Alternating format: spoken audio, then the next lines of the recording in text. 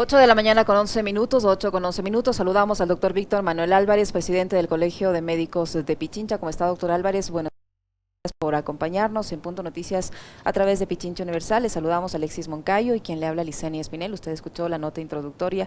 Hay bastante preocupación entre los que habitamos en la capital de la República, en la provincia de Pichincha. Se conoce, o a decir de la vocera de la Secretaría de Salud del propio municipio capitalino, 83 personas estaban hasta ayer a la espera de una cama en una unidad de cuidados intensivos. Es la situación que se vive en los hospitales del país. ¿Cómo está el centro hospitalario en el que usted trabaja respecto a este tema, doctor Álvarez? Buenos días. Muy buenos días, Liceña, muy buenos días, Alexis. Un gusto, un saludo al Colegio Médico de Pichincha, a toda la audiencia de Pichincha Comunicaciones.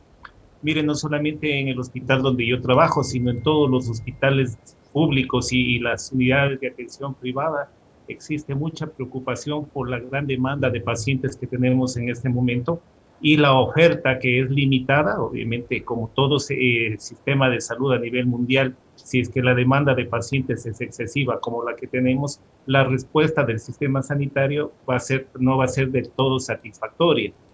Nos preocupa porque hemos hecho un análisis desde el 1 de enero al 1 de febrero de 2021.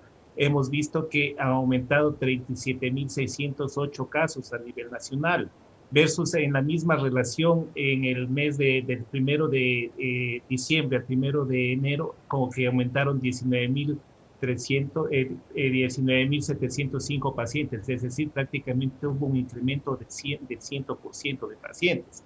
En la provincia de Pichincha, que vamos a analizar en este momento, hemos visto que en el periodo del 1 de enero al 1 de febrero existió un aumento de 11.992 versus al mismo periodo entre diciembre y enero, que hubo un aumento de 5.073 pacientes. Igual se mantiene la relación que en Pichincha aumentó el 100%, hubo un aumento del 100% de pacientes.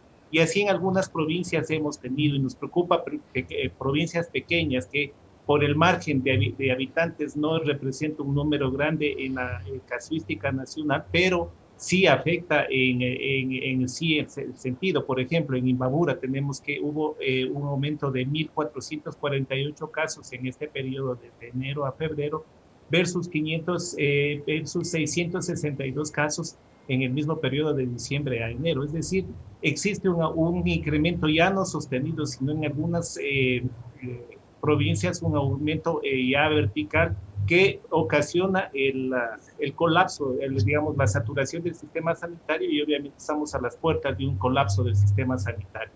¿Por qué ese Doctor, proceso? Dígame, doctor, buenos Alexis. días, ¿cómo está? Un gusto saludarle como siempre y poder conversar con usted.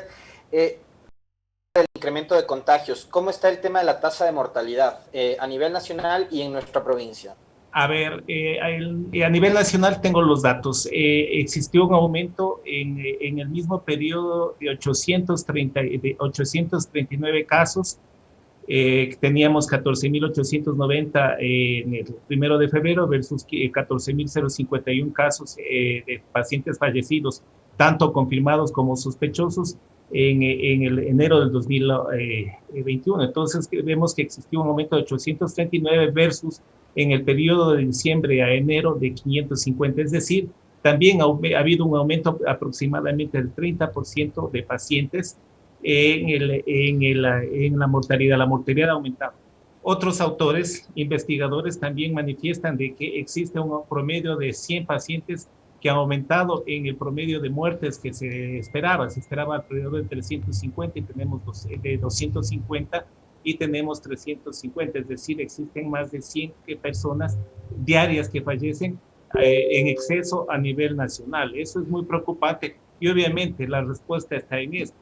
Cuando el sistema sanitario empieza a colapsar, cuando las unidades de las camas hospitalarias y sobre todo las unidades de cuidados intensivos tienen una saturación al 100%, cuando hay 83 personas solamente en Pichincha en espera de una cama de cuidados intensivos, ¿qué podemos esperar sino el aumento en la tasa de mortalidad? Ahora, doctor Álvarez, con este escenario, ¿qué nos espera en los próximos días, tomando en cuenta que se viene un proceso electoral? Obviamente la gente tiene que salir, tiene que votar. ¿Qué solución hay ahora para enfrentar este colapso del sistema hospitalario, no solo en Quito, sino en varias ciudades del país donde se registra este incremento de casos de COVID-19? ¿La reacción, la respuesta de las autoridades frente a esta realidad que estamos viviendo ahora ha sido suficiente a su criterio? Bueno, la respuesta de las autoridades sigue siendo tibia, una respuesta no adecuada, una respuesta solamente no programada, sino la respuesta es simplemente a las acciones que se tienen que tomar de acuerdo a la emergencia que se está viviendo el día a día. Mire que la campaña de prevención y promoción y educación no se mantiene. Los mensajes, lastimosamente, se envían nuevamente a la población, mensajes en los que se da una aparente tranquilidad o se da una imagen de que existe una situación que va a mejorar. Por ejemplo, dos cosas que han influido en el relajamiento de la población. La primera es la publicidad que se le ha dado a un antiparasitario que no tiene una evidencia científica que pueda ser profiláctica, es decir, que si usted toma ese antiparasitario no va a contaminarse, así no se ponga mascarilla. Discúlpeme, esa es una falacia, es una mentira, eso es un engañar a la población y eso es muy peligroso. Y la segunda, el fallido plan de vacunación que hemos visto, que dio también una pauta para que la población tenga una gran expectativa. Lastimosamente, la manera como se está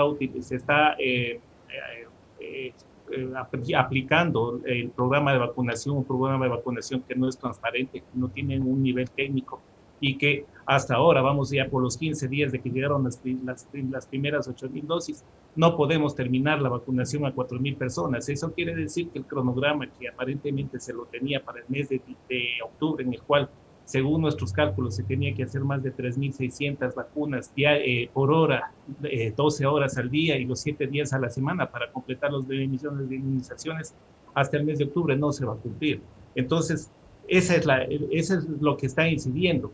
Otra cosa que ha incidido, a más de lo que hablábamos en el mes de diciembre, todas las características del mes de diciembre, la campaña política. Eso también aumenta el riesgo de transmisibilidad y aumenta el riesgo de que las camas hospitalarias estén colapsadas y tengamos el mayor número de pacientes. Las votaciones en este mes de febrero, las elecciones que obviamente por un mandato constitucional no se las puede suspender, pero sí podríamos trabajar en alguna situación en ver cómo disminuir la transmisibilidad en el feriado de carnaval, que es algo que sí se lo puede hacer y que lo podríamos trabajar. ¿Por qué Yesenia, por qué Licenia, perdón, y por qué Alexis? Porque nosotros en la ciudad de Quito ya tenemos la presencia de dos pacientes que tienen la variante del COVID-19, una variante altamente transmisible. Entonces, ya el virus está en otras ciudades, no está solamente en Valencia, que fue el caso cero. Entonces, el riesgo de que el virus empiece a movilizarse o empiece a transmitirse a nivel nacional es grande. Entonces, si nosotros no podemos un plan, medidas de una restricción en este feriado de la movilización, vamos a dar puerta abierta de que algún paciente, algún ciudadano que se saltó el cerco epidemiológico que está en este momento, pueda llevar este tipo de variante hacia otras provincias y crear ya una distribución geográfica de esta variante del virus que podría ser muy peligrosa. No tiene alta peligrosidad en el sentido de mortalidad, pero sí alta transmisibilidad y va a seguir colapsando el sistema sanitario. Doctor Víctor Álvarez, en un momento nos decía que el gobierno no ha sostenido la campaña de información, de hecho ha manejado muy mal la comunicación porque con la llegada de las 4,000 dosis para la vacuna o de estas 8,000 vacunas, vendió una suerte de ilusión a la gente de que ya llegaba la salvación y ya vemos todo lo que ha sucedido. Yo quisiera que usted también comente todo lo que ha sido este escandaloso reparto de las vacunas en donde está involucrado el ministro Ceballos. Hay una publicación de uno de los periódicos del país que señala que en los senior suites donde se hospeda la madre del señor ministro se repartieron más vacunas que en el Teodoro Maldonado, por ejemplo, ¿no? Entonces sí quisiera un comentario suyo. Y adicionalmente a eso saber, durante todo este último año, desde la llegada del virus al Ecuador, ¿cuánta inversión ha hecho el Estado ecuatoriano y el gobierno para incrementar la capacidad hospitalaria, para tener más camas UCI, para tener una mejor preparación y poder atender en mejores condiciones a los ciudadanos? Bueno, nosotros habíamos manifestado antes del inicio de la campaña de vacunación que esta fase cero tenía que ser una fase prácticamente perfecta, una fase en que todas las expectativas de la población tengan que cumplirse y que se dé la imagen a la población que el proceso de vacunación va a ser transparente y que va a ser incluyente. Entonces, la respuesta de la comunidad hacia este tipo a la campaña de vacunación iba a ser adecuada, pero lastimosamente vimos que no hubo transparencia, no hubo un criterio técnico, hubo criterios personales, muchas denuncias en las unidades de atención de todo el país de que se privilegiaron a personal administrativo, que la lista fue incluso enviada en altas horas de la noche previa al día de la vacunación, por eso algunos de nuestros compañeros no pudieron asistir. Aquellas frases en que si es que sobran las vacunas te vamos a utilizar para aquellos personal administrativo, denuncias de incluso abuso del poder por parte de miembros de un hospital de las Fuerzas Armadas, la denuncia de la utilización de las vacunas en un edificio donde habitan el personal de la tercera edad, que nosotros no tenemos nada en contra de eso. El personal de la tercera edad es vulnerable, pero debe ser un estudio técnico donde se aplique y se dé más prioridad a quienes tengan mayor vulnerabilidad, es decir, personas de la tercera edad que tengan vulnerabilidad por sentido económico, por patologías, por ubicación geográfica. Nosotros rechazamos más que nada las declaraciones de la señora Vela en la que manifestaba que se vacunaba en ese en ese condominio, se había vacunado por la distancia y porque era más cercano a Puembo. Esa es una situación muy ridícula.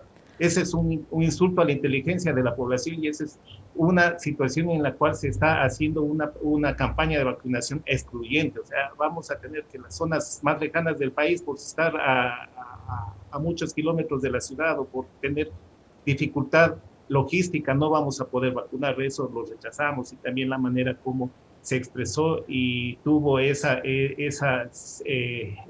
reacción irónica cuando se le preguntó las vacunas. Aquí la situación de la salud no es de risa. Nosotros hemos visto a compañeros y hemos sufrido en carne propia cómo es infectarse por el virus. Entonces no es para reírse eso, es una situación muy peligrosa.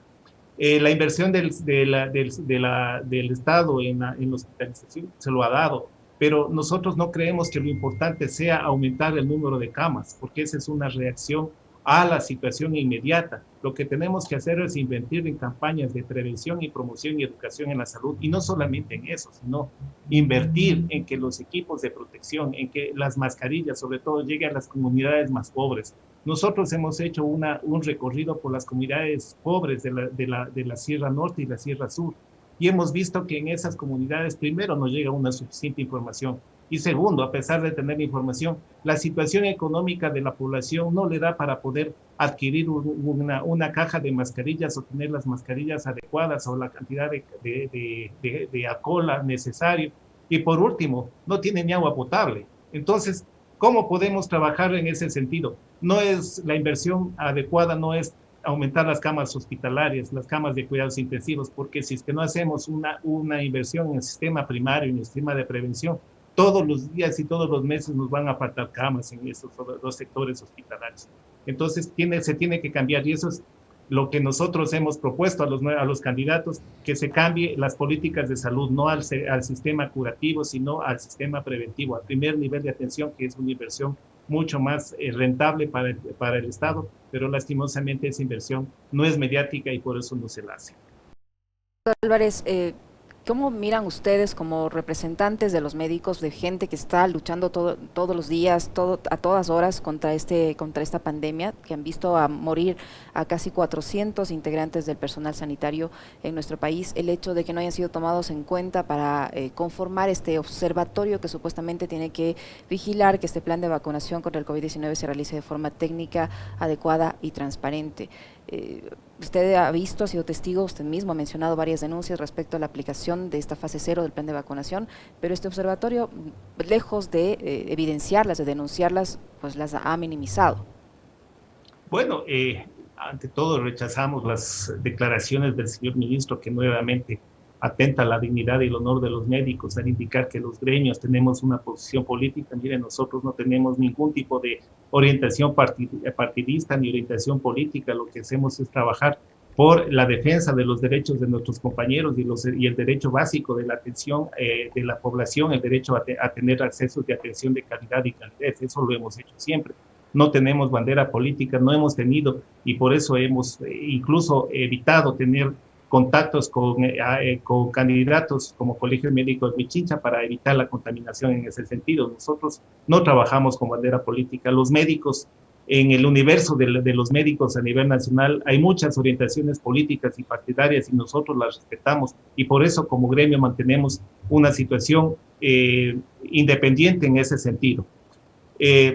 Bueno, pues si no nos aceptaron en esa comisión, estamos también trabajando en una comisión paralela e independiente, que es la formada por la Comisión de Anticorrupción, en la cual la Federación Médica está presente, y la Federación Médica es el ente más superior del gremio médico, y estamos presentes ahí. Seguimos trabajando en denunciar todos aquellos actos que atenten el derecho de la salud del pueblo, y también estaremos aplaudiendo cuando existan actos en los cuales se beneficie la situación sanitaria, la situación de salud en el pueblo. Lastimosamente, en este momento hemos tenido más denuncias, más críticas que aplausos hacia la actitud de la política, no solamente del ministro, porque el ministro es un instrumento más de una política nacional de salud. Entonces, el cambio del ministro no nos ha favorecido. Hemos tenido ya 3, 4 ministros en este periodo de gobierno, y no hemos cambiado en nada. La política de salud se mantiene, una política excluyente, una política de tipo que se orienta más a las acciones curativas y no a las acciones preventivas. Y en ese sentido, doctor, se anunció que iban a llegar lotes de vacunas durante cada semana, y estamos ya 2 de febrero, estamos en el segundo mes de este año 2021 y todavía no hay certeza sobre la llegada de las vacunas. Se anunciaron 86,000, llegaron apenas 8,000, que van a ser destinadas a 4,000 personas. No hay certeza sobre este asunto que resulta vital a esta hora. Y yo quisiera, sobre eso, un comentario suyo, sobre la falta de certezas, de no saber cuándo es que van a llegar las vacunas, y también sobre algo que fue noticia hace pocos minutos, que la revista científica de Lancet ha publicado este martes los resultados de los estudios intermedios de los ensayos de la fase 3 de la vacuna Sputnik 5, desarrollada por el Centro de Investigación Gamaleya de Rusia, que arrojaron una eficacia del 91.6 en la prevención del coronavirus. ¿Qué tan importante sería, como decía el otro día la doctora Karina Vance, que dejen de lado los temas ideológicos y se pongan más a trabajar en función de país? Y si vemos que dan resultados de estas vacunas y que se puede llegar a un acuerdo entre estados, se la pueda adquirir, ¿qué tan importante sería eso, doctor? Bueno, primero lo hemos manifestado, nosotros hemos solicitado, y lo hicimos en un comunicado público hace unos días, en la transparencia que debe tener este proceso de vacunación, que se transparente el cronograma, la aplicación técnica y todos los elementos necesarios para que no solamente el gremio, sino la población tenga el criterio y tenga conocimiento cómo se va a realizar este proceso. No lo hemos tenido. Mire que los plazos no se están cumpliendo y no se los va a cumplir como se va realizando el proceso de vacunación. Vamos ya 15 días y no terminamos ni con las primeras 4,000 vacunas. No sabemos cuándo van a llegar, y cuando se le preguntó a alguien, lo único que hizo fue burlarse de la situación de la salud del pueblo. Ahora tenemos conocimiento de que va a llegar un lote, no creo que sea superior a 1,000,000 de dosis, que en el mejor de los casos, por parte del proceso de COVAX, que nosotros apoyamos esa situación. Esas vienen me parece que es de la vacuna AstraZeneca, me parece que es esa que se está esperando la autorización de la Organización Mundial de la Salud para aplicarla como una vacuna emergente, y se lo podría hallar. Nosotros creemos que las puertas deben estar abiertas al ingreso de cualquier tipo de vacunas que tengan una alta sensibilidad y una inmunidad, como por ejemplo la que usted decía, el Sputnik, según el estudio de Lancet, tiene aproximadamente el 91%. También hay las vacunas chinas, y conforme va pasando el tiempo van a ir aprobándose, van a ir saliendo más vacunas que van a contar con la aprobación de la Organización Mundial de la Salud.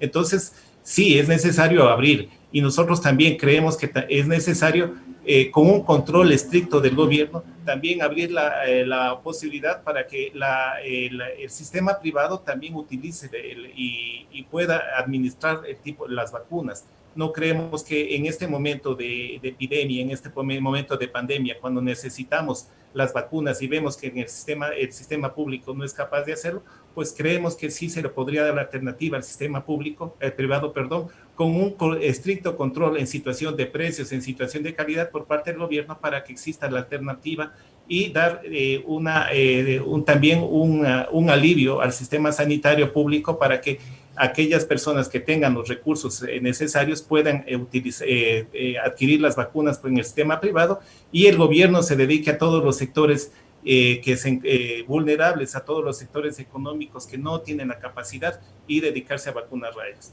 Con las pocas vacunas que tenemos nosotros, lo que estamos solicitando es que se haga una situación técnica. En este momento, con la alta transmisibilidad, debemos hacer dos situaciones: invertir en pruebas de diagnóstico, PCR y pruebas rápidas, para determinar y hacer proyecciones estadísticas y epidemiológicas. Y segundo, las pocas vacunas que nos llegan aquí, aplicarlas en las zonas donde, de acuerdo a las proyecciones, existe mayor transmisibilidad, y poder hacer un proceso de contención conjuntamente con las medidas de bioseguridad, porque eso nos estamos olvidando. Hablamos todo de las vacunas, pero a la población le estamos dejando con un relajamiento, porque aparentemente la solución es las vacunas. No, la solución en este momento es seguir con las normas de bioseguridad, la utilización adecuada y responsable de la mascarilla, el distanciamiento físico y social, el evitar las aglomeraciones, obviamente tener una idea de cómo evitar ese sentido en caso de que sean necesarios, y obviamente el lavado de manos. Eso es lo que nos queda en este momento, porque la efectividad de las vacunas las veremos recién por lo menos en el mejor de los casos, en el primer trimestre del próximo año. Así que, ecuatorianos, lo que tenemos es que seguir manteniendo las normas de bioseguridad con mayor rigidez, con mayor responsabilidad, con mayor disciplina y sobre todo con mayor solidaridad. Doctor Álvarez, para finalizar, se ha iniciado ya una investigación penal en contra del ministro de Salud. Paralelamente se ha presentado ayer una solicitud de juicio político en contra del mismo funcionario para una interpelación en la Asamblea Nacional. Usted dijo hace un instante que no les ha ayudado mucho el cambio de ministros de salud, porque es la política de Estado en materia sanitaria la que no funciona. En este sentido, ¿ustedes están de acuerdo con una eventual destitución del ministro de Salud? Bueno, nosotros somos respetuosos del marco democrático. Si es que existen la Fiscalía y la Justicia encuentra motivos como para realizar un proceso de investigación, una acción judicial, pues esa es la respuesta que tiene la justicia, de una manera abierta. Y la Asamblea, como ente fiscalizador, tiene todo el derecho de realizar un juicio político al señor ministro. Lo que nosotros queremos es que, aparte de estas situaciones, que no se distraiga la atención de la población, y que más bien nos centremos en seguir trabajando en la promoción y la prevención. La suerte del futuro del ministro está ya en donde tiene que estar, en la instancia fiscalizadora y en la instancia judicial, y ellas sabrán hacer lo que corresponda en ese sentido. Muchísimas gracias, doctor. Muy amable. Gracias. El doctor Víctor Manuel Álvarez, presidente del Colegio de Médicos de Pichincha, que ha estado con nosotros. Gracias, doctor, por su información y por su tiempo.